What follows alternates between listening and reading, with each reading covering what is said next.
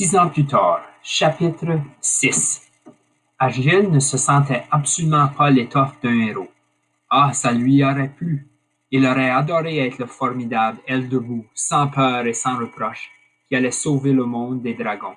Il aurait aimé accomplir tous les exploits que l'on attendait de lui.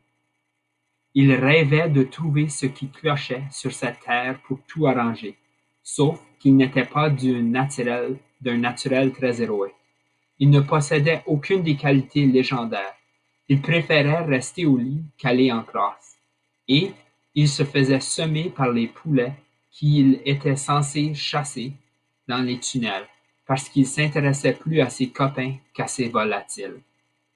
Il se débrouillait pas mal au combat, mais pas mal ce n'était pas suffisant pour stopper la guerre et réconcilier tous les clans. Pour y arriver, il fallait être extraordinaire. Étant le plus grand des dragonnets, il devait jouer le gros dur, le costaud de la bande.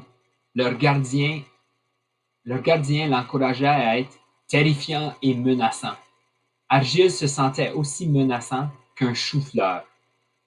Bats-toi! Siffla son adversaire en le jetant contre le paroi de pierre. Argyle se releva, tant bien que mal, se dépliant ses ailes, couleur de boue, pour retrouver son équilibre. Des griffes acérées lui frôlaient le naseau. Il recula bien vite. Allez! Gronda la dragonne rouge. Cesse de fuir. Fais sortir la violence qui est en toi. J'essaie, répliqua-t-il. On pourrait s'arrêter un instant pour en discuter. Elle se jeta sur lui. Fin à gauche. Roule sur ma droite. Crache du feu. Argyle tenta d'obéir et de rouler sous son aile, mais évidemment, il passa du mauvais côté. Quand elle le plaqua au sol, il laissa échapper son cri de douleur. Tu ne sais pas distinguer ta droite de ta gauche, crétin, lui hurla Cresserelle dans ses oreilles. Tous les ailes debout sont-ils aussi stupides? Ou bien peut-être es-tu sourd? Bien, si vous continuez, ça ne va pas tarder, pensa-t-il. Comme elle relâchait son emprise, il en profita pour se dégager. Je ne sais pas. Je n'ai jamais rencontré d'autre aile debout, marmonna-t-il en examinant ses plaies. Mais si on essayait de se battre sans hurler, Il s'interrompit, reconnaissant le sifflement caractéristique annonçant que Cresserelle allait cracher du feu. Déployant une aile pour se protéger, il rentra son long cou dessous, puis s'engouffra dans le labyrinthe de souterrains. Les flammes léchèrent les parois de pierre et lui roussirent le bout de la queue. Poultron, lâche! Rugonna la dragonne. D'un coup de poing, elle fit voler une stalagmite en éclats. Argyle, qui se protégeait les yeux de la patte, sentit qu'elle lui écrasait la queue. Aïe! Hurla-t-il. Vous avez dit que c'était de la triche de marcher sur la queue. D'un bord, il se percha sur la stalagmite le plus proche et contempla son enseignante de haut. Je suis le prof. Le prof ne triche jamais, affirma-t-elle. Descends de là et bats-toi comme un aile du ciel. Mais je ne suis pas un aile du ciel, avait-il envie de lui répondre. Je suis un aile debout. Je n'aime pas tout incendier sur mon passage. Je n'aime pas poursuivre les autres pour leur mordre le cou. Ce n'est pas mon truc. D'ailleurs, il avait déjà failli se casser les dents sur les écailles dures comme la pierre de Cresserelle. Je ne pourrais pas plutôt me battre avec les autres, suggéra-t-il. Je m'en sors beaucoup mieux. Les autres dragonnets étaient de sa taille, ou presque, et il ne trichait pas, ou presque. C'était amusant de se battre contre eux. Ah oui? Répliqua Cresserelle d'un ton sarcastique. Tu préférerais affronter cette demi-portion d'aile de sable ou cette fainéante aile de pluie? Elle agitait nerveusement sa queue rougeonnante. Argyle défendit ses amis. Gloria n'est pas paresseuse. Elle n'est pas taillée pour la bagarre, c'est tout. Palm dit que les ailes de pluie ont tout ce qu'il leur faut à manger dans leur jeûne, qu'ils n'ont pas besoin de se battre. D'après lui, c'est pour ça qu'ils ne sont pas impliqués dans la guerre jusque-là. parce qu'aucune des reines rivales ne veut d'eux dans son armée.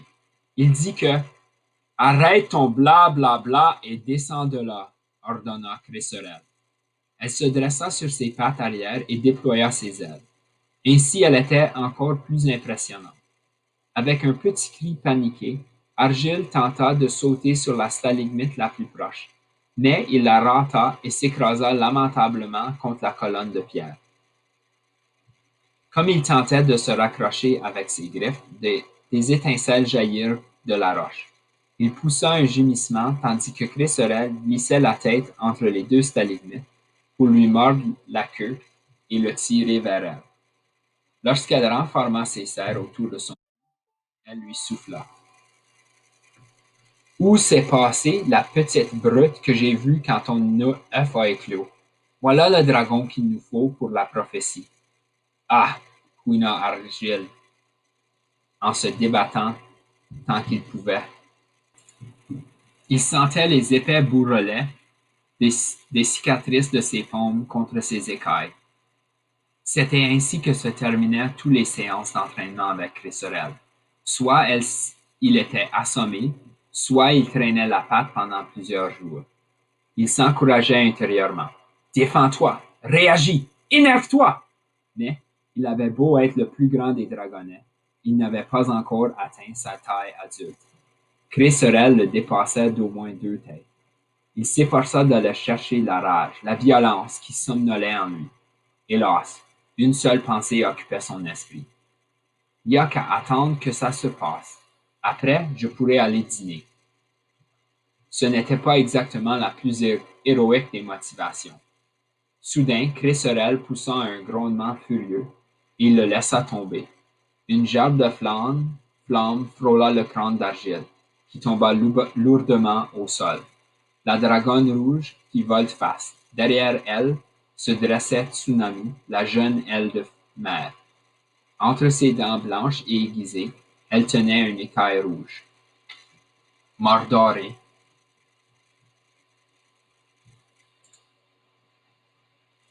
elle la cracha avant de fixer la gardienne d'un air de défi. Laissez Argile tranquille, ou je vous plante à nouveau mes canines dans la queue. Ses écailles d'un bleu profond s'étincellaient comme des saphirs à la lueur de torches. Ses ouïes palpitaient dans son cou, signe qu'elle était très en colère. Chrysorel s'assit pour examiner sa queue. Comme c'est mignon, défendre un dragonnet qui a essayé de te tuer alors que tu étais encore dans l'œuf. Mais heureusement que vous étiez là pour nous sauver la vie, riposta Tsunami. Nous vous en sommes très reconnaissants. Comme ça, nous allons pouvoir en entendre parler jusqu'à la fin de nos jours. Elle s'interposa contre Argile et Chrysorel. Le jeune dragon, debout, fit la grimace. Il avait horreur qu'on lui rappelle cette histoire. Il ne comprenait pas. Jamais il n'avait voulu faire le moindre mal aux autres dragonnets. Alors pourquoi s'en était-il pris à eux alors qu'ils étaient encore dans l'œuf? Y avait-il vraiment un assassin qui dormait en lui? Les autres gardiens, Palme et Dune, affirmaient qu'il était vraiment féroce lorsqu'il avait éclos. Il avait dû le jeter dans l'eau glacée de la rivière pour le calmer et protéger les autres œufs. Chrysorel affirmait qu'il devait retrouver cette violence au fond de lui et s'en servir au combat. Mais ça lui faisait peur. S'il devenait féroce, tout le monde le détesterait. Et lui le premier. Penser qu'il avait failli tuer ses amis. Ça lui donnait la nausée. Il n'avait pas envie de devenir une machine à tuer, même si c'était le souhait le plus cher de Chrysorel. Peut-être était-ce le seul moyen d'accomplir la prophétie. Peut-être était-ce son destin.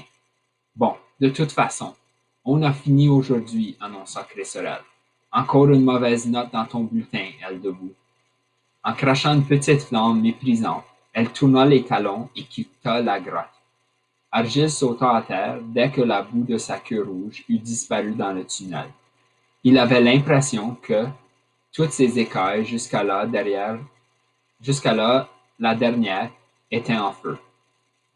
Elle va te faire payer en entraînement demain, Tsunami. Oh non, tu crois? S'exclama son ami en faisant mine d'être effrayé. Ce n'est pas du tout de son genre. Oui, gémit Argile. Ne me fais pas rire. Je crois bien que j'ai un côté fêlé. Mais non, affirma-t-elle en le poussant du museau. Les os de dragon, c'est presque aussi dur que du diamant. Tout va bien. Allez, lève-toi et viens piquer une tête dans la rivière. Non, protesta-t-il, cachant sa tête sous son aile. Elle est gelée. Pour Tsunami, piquer la tête dans la rivière était une solution à tous les maux. Ennui, courbatures, écailles sèches, migraines après un cours d'histoire de guerre. Si on allait piquer une tête dans la rivière, suggérait-elle dès qu'un des dragonnets se plaignait, sans réaliser qu'elle était la seule à pouvoir respirer sous l'eau, à part les ailes de mer. À part les ailes de mer, presque toutes les autres espèces de dragons détestaient se mouiller. Ça ne dérangeait pas trop Argile, mais il n'aimait pas avoir froid. Or, la rivière souterraine qui traversait leur grotte était toujours glacée. Allez à l'eau, ordonna Tsunami. Elle l'attrapa par la queue et le traîna vers la rive. Ça te fait du bien. Pas du tout, protesta Argile, en tentant de se raccrocher à la roche. Je vais avoir encore plus froid. Arrête. Laisse-moi. Non. Ses protestations se noyèrent en une série de glou-glou lorsque Tsunami le jeta à l'eau. Quand il refit surface, elle flottait à côté de lui, ondulant comme une sirène. Argile avait l'impression d'être un gros tas de boue en comparaison. Il se rapprocha du bout et s'allongea sur un rocher caressé par les vaguelettes. La tête hors de l'eau, il ne l'aurait avoué pour rien au monde, mais le bain avait soulagé ses douleurs. Le courant chassait la poussière de pierre coincée entre ses ailes. Écaille. Dommage que ce soit si froid. Argile agita les pattes, espérant trouver un peu de boue dans le fond. En vain. Crisserelle regrettera d'avoir été aussi odieuse avec moi quand je serai aile de mer, reine des ailes de mer, affirma Tsunami, en enchaînant les longueurs devant lui. Je pensais qu'il fallait être fille ou sœur de reine pour monter sur le trône, remarqua Argile. Son ami nageait tellement vite, sûrement grâce à ses pattes palmées. Il aurait aimé avoir des branchies, lui aussi, et une queue aussi puissante que, d'un seul battement, elle puisse vider tout le bassin. Peut-être suis-je la fille cachée de la reine Eldemer. Qu'est-ce que tu en sais? Répliqua-t-elle. La fameuse princesse perdue. Le peu de choses que les dragonnets savaient du monde extérieur venaient du rouleau de parchemin fourni par les serfs de la paix. Ils adoraient la princesse disparue. L'histoire d'une dragonnette de mer égarée que ses royaux parents recherchaient aux quatre coins de l'océan. Et elle arrivait à retrouver le chemin du palais. Il l'accueillait à zèle ouvert. Et tout est bien qui finit bien. Argile sautait toujours les péripéties du milieu pour aller droit à la fin. La famille réunie, le grand banquet, le bonheur, la fête. Ça avait l'air chouette aussi, la fête. Je demande à quoi ressemblaient mes parents, dit-il d'un ton rêveur. Moi, je me demande simplement s'ils ont encore envie, répliqua Tsunami. Argile préférait ne pas y penser. Il savait que des dragons mouraient chaque jour au champ de bataille. Crisserelle et Palme leur racontaient souvent leurs souvenirs de guerre, les combats sanglants, les terres brûlées, les montagnes de cadavres. Mais il se répétait que ses parents étaient en sécurité. Tu crois qu'on leur manque parfois? Sûrement, répondit Tsunami en l'aspergeant d'un coup de queue. Je parie que les miens sont affolés quand Palme a volé mon œuf. Comme dans l'histoire. Les miens ont dû fouiller les marais au fond de encombre, renchérit Argile. Depuis leur plus jeune âge, tous les 5, ils s'imaginaient leurs parents organisant des battues pour les retrouver. Argile aimait penser que quelqu'un, quelque part, était à sa recherche, qu'il manquait à quelqu'un, qu'on avait envie de le retrouver. Tsunami flottait sur le dos, fixant le plafond de pierre de ses yeux verts translucides. En tout cas, les serfs de la paix ont tout prévu. Personne ne risque de nous retrouver dans ce trou. Ils se turent et écoutèrent un moment le bruit de la rivière et le crépitement des torches. On ne va pas rester sous terre éternellement, affirma Agile pour la réconforter. Si les serfs de la paix veulent qu'on mette fin à cette guerre, il va bien falloir qu'ils nous laissent sortir un jour. Il se gratta pensivement derrière l'oreille. D'après Comet, il y a pour 2 ans au maximum. Il suffit de tenir et après, on pourra rentrer à la maison, manger autant de vaches qu'on veut. Enfin, il faudra d'abord qu'on sauve le monde, lui rappela Tsunami. Et ensuite, on pourra rentrer. Oui, c'est ça, affirma Argile. La manière dont il allait s'y prendre pour sauver le monde était encore assez floue. Cependant, tout le monde semblait convaincu qu'il trouverait bien le moment venu. Argile se hissa hors de la rivière. Alourdi par ses ailes trempées, il se déploya devant les torches. Tendant le cou pour essayer de se réchauffer, une faible chaleur rayonna sur ses écailles. À moins que, murmura Tsunami, encore dans l'eau. Argile baissa la tête à son niveau. À moins qu'on parte avant. Elle décrivit une pirouette et bondit hors de l'eau d'un mouvement leste et gracieux. Comment ça? Tu veux dire tout seul, paniqua-t-il? Pourquoi pas? Si on trouve comment s'échapper, pourquoi attendre encore 2 ans? Je suis prête à sauver le monde, pas toi. Argile doutait se sentir un jour prêt à sauver le monde. Il s'était toujours imaginé que les serfs de la paix lui dicteraient quoi faire. Seuls leurs 3 gardiens, Cresserelle, Palme et Dune, savaient où les dragonnets se cachaient. Mais dehors, il était toute une bande à se préparer pour la prophétie. On ne peut pas mettre fin à la guerre tout seul, objectait-il.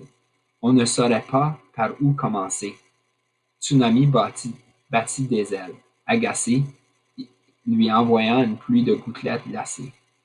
Bien sûr que si, affirma-t-elle. On est censé stopper les guerres seul. C'est la prophétie. Peut-être. Dans 2 ans, marmonna Argile. Peut-être que, d'ici là, j'aurai trouvé la violence en moi. Peut-être serai-je le redoutable guerrier que Cresserelle me pousse à devenir. Ou avant, s'obstina-t-elle, je te demande juste d'y réfléchir, d'accord? Il se balançait d'une patte sur l'autre. D'accord, je vais y penser. C'était le seul moyen de clore la conversation. Tsunami pencha la tête. Le dîner est prêt. Effectivement, les meuglets effrayés s'échappaient du tunnel dans leur dos. Elle poussa Argile du coude. Le premier arrivé au réfectoire, puis elle fila sans même attendre la réponse. Les torches de la salle de combat semblaient faiblir. L'eau froide s'infiltrait sous les écailles d'Argile. Il replia ses ailes et se faufila entre les débris de stalagmites. Tsunami avait perdu la tête. Tous les 5. Il n'était pas capable de faire cesser la guerre. Il ne saurait même pas comment survivre seul. Tsunami avait sans doute l'étoffe d'une héroïne. Mais Sunny, Gloria et Comet, ils étaient si vulnérables qu'Argile aurait voulu pouvoir leur donner ses écailles, ses griffes et ses dents. De plus, il n'y avait aucun moyen de sortir de ce labyrinthe de tunnels et des cavités souterraines. Les serfs de la paix avaient bien choisi leur repère. Pourtant, le dragonnet ne pouvait s'empêcher de laisser vagabonder son imagination. Rentrer au royaume debout, maintenant, au lieu d'attendre encore 2 ans.